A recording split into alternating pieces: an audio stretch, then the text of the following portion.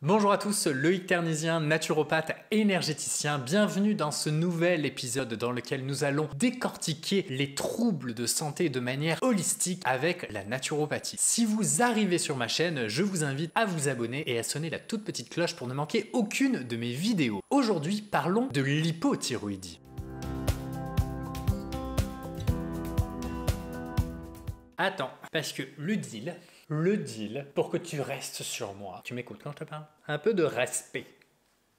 Le deal a été tué. Le deal, madame, pour que tu sois en boule sur moi pendant que je tourne mes vidéos, c'est que tu participes. Qu'as-tu à dire aux gens qui regardent cette vidéo, Bécassine, sur l'hyperthyroïdie?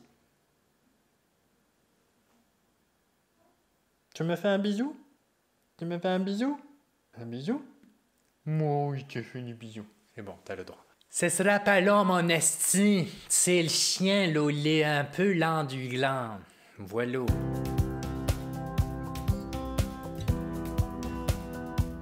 Sur le plan physiopathologique, l'hypothyroïdie est une diminution lente des hormones thyroïdiennes. Les causes peuvent être très variées. L'étiologie la plus fréquente reste quand même la maladie auto-immune. Hypothyroïdie primitive avec atrophie thyroïdienne, mais aussi la thyroïdite de Hashimoto que je rencontre beaucoup en consultation, ou la thyroïdite postpartum, mais aussi la carence en iode qui est fondamentale pour le fonctionnement de la thyroïde. Les deux dernières causes que l'on retrouve vont être le traitement de l'hyperthyroïdie en fonction de la technique utilisée et le vieillissement. Le premier symptôme caractéristique est une prise de poids inexpliquée sans nécessairement manger plus qu'avant, ou une simple difficulté à perdre du poids. À l'inverse de l'hyperthyroïdie, dans ce cas-là, les cellules sont en sous-régime. On va retrouver de la frilosité, de l'asthénie, un ralentissement au global du corps, mais aussi de la constipation, la chute des cheveux, les ongles cassants, sécheresse cutanée, et on peut se retrouver avec la voix rauque de Garou. Celui qui n'aime... Pardon, Bécassine.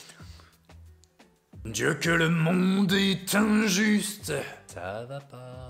Ça va pas bien, je vais remettre ma muselière masque. Alors je ne vais pas vous faire tous les signes physiques existants, ce n'est pas mon rôle, c'est au médecin de vérifier tout ça et bien entendu de confirmer le résultat avec des analyses sanguines, dans lesquelles on va observer une baisse de T3, T4, une baisse de la TSH si l'étiologie est centrale et une augmentation de TSH si l'étiologie est périphérique. Bien entendu, il y a d'autres moyens pour le médecin de confirmer le diagnostic. En naturopathie, il va falloir encore avoir une vision globale et holistique donc des choses, surtout si on parle de maladie auto-immune, car la maladie auto-immune peut partir de vos intestins. Voilà pourquoi, en numéro 1, il sera important de réaliser un rééquilibrage alimentaire adapté pour réduire l'inflammation chronique des intestins, diminuer, voire arrêter complètement la porosité intestinale et refaire intégralement le microbiote intestinal. Dans un deuxième volet, sur le plan alimentaire, il sera important de faire attention aux aliments qui vont réduire le fonctionnement de la thyroïde, comme les crucifères. Par contre, contrairement à l'hyperthyroïdie, on pourra consommer des aliments riches en iode qui, eux, vont avoir tendance à booster la thyroïde. Évidemment, quand elle est molle, c'est exactement ce qu'on veut faire. En deux, le naturopathe pourra utiliser une approche globale contenant des plantes médicinales, des oligoéléments, des vitamines et des minéraux, comme le lierre grimpant, qui est une plante renommée pour booster la fonction thyroïdienne, ou encore le varech, qui est une plante riche en iode et très intéressante pour rééquilibrer sur le plan hormonal. C'est ce que l'on appelle une thyrotonique, et pas une tyrannique. Moi, j'avoue, j'ai failli faire le lapsus. En fonction des cas, le naturopathe pourra aussi travailler avec des plantes qui vont modérer la fonction immunitaire pour éviter que votre système attaque votre thyroïde. Mais normalement, s'il a bien travaillé en 1 sur l'alimentation, ça devrait quand même déjà calmer pas mal le système.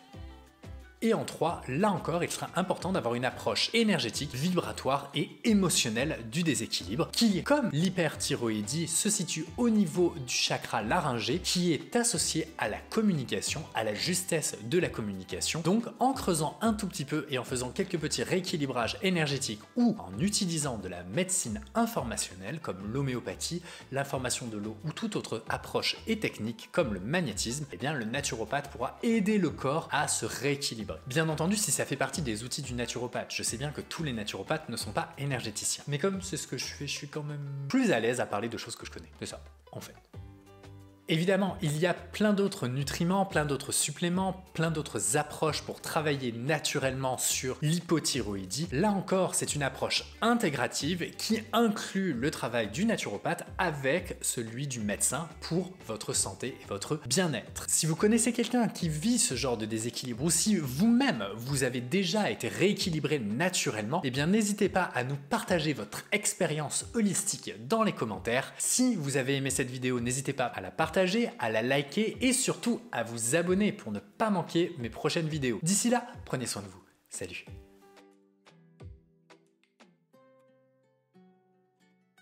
Bonjour à tous. Ah, j'ai utilisé l'autre main. Je sais pas qui va monter cette vidéo, mais...